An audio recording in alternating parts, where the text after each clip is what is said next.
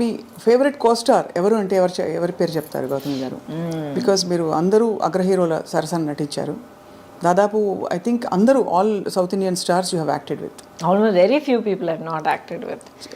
చిరంజీవి గారు లేదు, ఆయన టైంలో he was actually upset with me. ఎందుకంటే ఒక ఫిల్మ్ త్రీ ఫిల్మ్స్ ఆ టైంలో అడిగారు అనమాట. కానీ ఐ ఫెల్ట్ సో బ్యాడ్. ప్రతిసారి ఇక్కడ ఆల్రెడీ కమిట్ అయిన ఒక సినిమా, అండ్ యాక్చువల్లీ కోఇన్సిడెంట్లీ రజనీ గారి ఫిల్ము క్లాష్ వచ్చిందనమాట. అండ్ ఇప్పటిదాకా ఒక ఫిల్మ్ కమిట్ అయిపోతే ఏ కారణం కొద్ది కూడా అది ఆ డేట్స్ డైవర్ట్ చేసి ఇంకొకరు కూడా ఇప్పుడు దాకా చేయలే. I last good films, but అలాంటి కాంప్రమైజ్ ఎప్పుడు చేయలే. అది తెలుస్తుంది, మీ ఖచ్చితంగా ఉంటారండి మీరు. మన వల్ల ప్రొడ్యూసర్కి మాత్రం ఇబ్బంది కలగకూడదు. ఒక ఫిల్మ్కి ఆ మర్యాద మనం ఇవ్వాలి. So I feel so bad. ఇవాళ దాకా I feel so bad. Maybe ఆయనకు ఒకరోజు పర్సనల్గా ఎక్స్ప్లెయిన్ చేయడానికి అవకాశం దొరుకుతుంది, but I feel bad. And Balakrishna గారు, few people I not work, otherwise mostly అందరూ వర్క్ చేశాను. వెంకటేష్ గారితో బ్యూటిఫుల్ శ్రీనివాస్ కళ్యాణమే ఉంది, ఐ నో. కాకుండా of course Guru Sishyan with Rajini గారు. Oh yeah. రజనీ గారు చాలా చేశారు కదా. అది ఇంట్రెస్టింగ్. చాలా సినిమాలు చేసినట్టు అనిపిస్తుంది, బట్ ఈ 125 సినిమాల్లో ఆయనతో 4 సినిమాలు చేశా. But each one is a huge hit. కానీ ఒక సోషల్ ఇంపాక్ట్ కానీ మాస్ ఇంపాక్ట్ కానీ అంత క్రియేట్ చేసింది అనమాట. సో మీరు డాన్స్ చిన్నప్పటి నుంచి నేర్చుకున్నారా? అంటే అసలు ఎలా వచ్చింది మరి అంత బ్యూటిఫుల్ మూవ్మెంట్? బికాస్ ఎక్కడ చూసినా కూడా మీ పాటల్లో మీకుండే స్టెప్పులు అసలు ఆ టైంలో బాగా ఫేమస్ అయిన స్టెప్పులు కొన్ని ఉన్నాయి మీరు చేసిన. So and also Chikbuk Railu of course ఒక కింగ్ ఆఫ్ డాన్స్ ఆయన. చిక్కుబుక్ రైలైతే యాక్చువల్లీ ఆ ఫిల్మ్ కొరియోగ్రఫీ తలక గ్రామరే మారిపోయింది. అప్పుడు దాకా ఒక స్టైల్లో వెళ్తూ ఉండింది. ఆ సినిమాలో ప్రభుదేవ అండ్ రాజు సుందరం ఇద్దరు వాళ్ళ నాన్నగారు సుందరం మాస్టర్ గారి గైడెన్స్లో ఫుల్గా మార్చి పారేశారు. అండ్ నాకు అస్సలు డాన్స్ రాదండి, అస్సలు డాన్స్ రాదు. ఎక్కడ అలా అనిపించదు? ఎక్కడ మీరు +2 చదివేటప్పుడు అందరూ నేర్చుకునేటట్టు నేను కూడా కూచిపూడి క్లాస్కి వెళ్ళేదాన్ని. బాలాక్క టీచర్ అక్కడ బ్యాక్ కొట్టి ఒక పాస్చర్ తెప్పించి బేసిక్స్ అంటే నేర్చుకున్న తర్వాత ఇండస్ట్రీకి వచ్చేసా. I never knew how to dance at all. చేసి నన్ను ట్రైన్ చేసుకున్నాను. బేసిక్లీ రిథమ్ అంటే ఏంటి, మూవ్మెంట్స్ అంటే ఆ బాడీ మూవ్మెంట్ అంటే ఎలాగా, బాడీ అనేది ఒక నార్మల్ యాక్షన్ సీన్ నుంచి ఒక సాంగ్ సీక్వెన్స్కి ఎలా మనల్ని మార్చుకోవాలి. బికాజ్ వర్కింగ్ సో మచ్ అండి, 24 అవర్స్లో మనం ఆల్మోస్ట్ 18 అవర్స్ నేను సెట్లో ఉండేదాన్ని. డైలీ 2 షిఫ్ట్స్ వర్క్ చేసేదాన్ని. సో అంత వర్క్ చేస్తున్నప్పుడు అది ఆల్మోస్ట్ ఒక బ్రీదింగ్ లాగా అయిపోతుంది మనకి. సో మరి అందుకనే బహుశా మీరు అంత అజైల్గా కనిపించేవారు స్క్రీన్ మీద. యువర్ సో అంటే ఎలా చెప్పాలి, ఫ్లూయిడ్గా ఉండేది మీ పర్ఫార్మెన్స్ అంతా కూడా. థ్యాంక్ యూ ఫర్ దాట్ అండి. బట్ ఐ థింక్ ఇప్పుడు మీరు అంటున్నప్పుడు mind went back to that. నాకు ఓవర్వెల్మింగ్గా గుర్తొచ్చేది ఏంటంటే I just loved what I was doing. నాకు ఇన్ని గంటలు పని చేస్తున్నాను, అసలు నిద్రే లేదే, టైంకి తినలేదు, లేకపోతే కాళ్ళు నొప్పి పెడుతున్నాయి, నథింగ్. నెక్స్ట్ ఏంటి, ఏ సినిమా, ఏ షూట్, ఏం సీన్, ఏం చేస్తున్నావు. It was a fantastic thrilling ride for me అనమాట. అండ్ ఇట్స్ చాలా గొప్ప బ్లెస్సింగ్ అండి.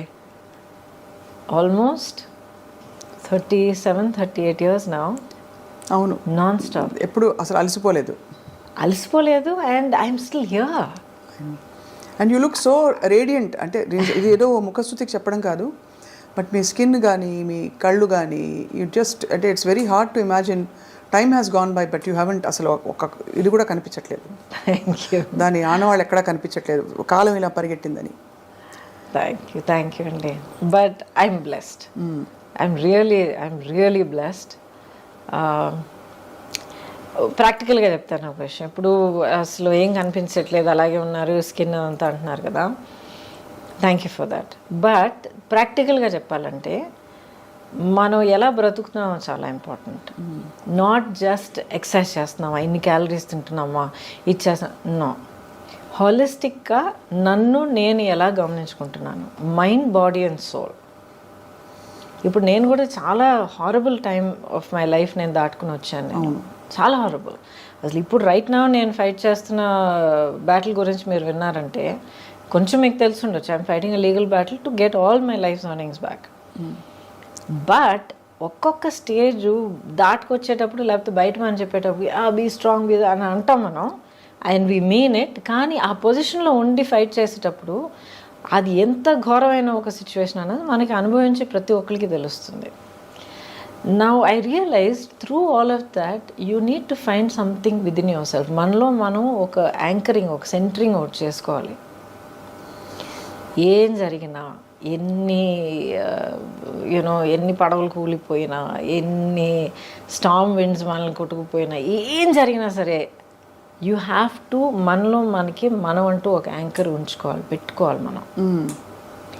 And once you have that it can be how you live your life. నా లైఫ్ నేను ఇలాగే ఉంటాను, ఇలాగ ఆలోచిస్తాను, లేకపోతే ఇది నా ప్యాషన్, ఇది నా లవ్ ఆఫ్ మై లైఫ్, లేకపోతే ఇది నా goal, my aim, my dream, ఏదో ఒకటి ఉండాలి. సో నాదేంటంటే లాంగ్ బ్యాక్ నేను ఒక నిర్ణయం తీసుకున్నాను, నేనుగా ఉంటాను. ఒక సినికల్గా మారడం, అవును ట్రాజడీస్ చూశాను, అవును మనుషులు నన్ను చీట్ చేయడం అనేది నేను చూశాను, ఆర్ పీపుల్ కమింగ్ విత్ ఒక డిసీట్ఫుల్ ఇంటెన్షన్ అనేది నేను చూశాను, ఒకరినొకరు హర్ట్ చేసుకోవడం. ప్రొఫెషనల్ లైఫ్, పర్సనల్ లైఫ్, రెండు, everything all put together.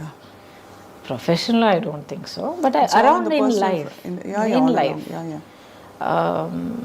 especially మీరు as you get older, you become a parent, లైఫ్ని ఇంకో కొత్త పర్స్పెక్టివ్లో చూస్తారు. మీ చుట్టూ ఉన్న అప్పుడు దాకా మీకు అసలు మీ నోటీస్కే రాని కొన్ని విషయాలన్నీ మీరు కొత్తగా యాజ్ అ పేరెంట్గా మీరు చూసేటప్పుడు అన్నీ మీరు క్లియర్గా అబ్జర్వ్ చేయడం మొదలు పెడతారు. బికాజ్ ఓకే, నా బిడ్డని దీని నుంచి కాపాడాలి, నా బిడ్డని దీని నుంచి కాపాడాలి అని మనం చూడడం మొదలు పెడతాం. అప్పుడు I became aware of the world around me అనమాట. Because I was single parent.